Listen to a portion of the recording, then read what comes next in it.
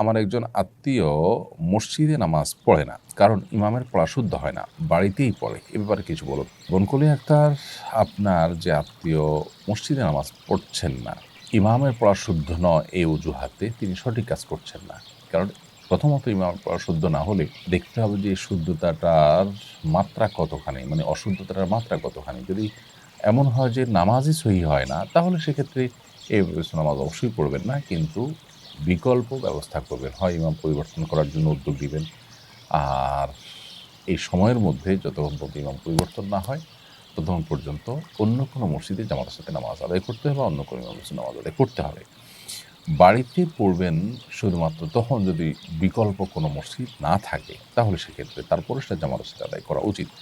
এজন্য তার এই কাজটা ভুল কাজ। আর যদি ইমামের কেরাতের অশুদ্ধতাটা সেই পর্যায়ে না হয় যে নামাজ সহি হয় না, তাহলে সেক্ষেত্রে ওই ইমামের পিছনে নামাজ পড়তে হবে। তারপরেও জামাত ত্যাগ করা বা বাসায় একা একা নামাজ পড়া উচিত হবে না।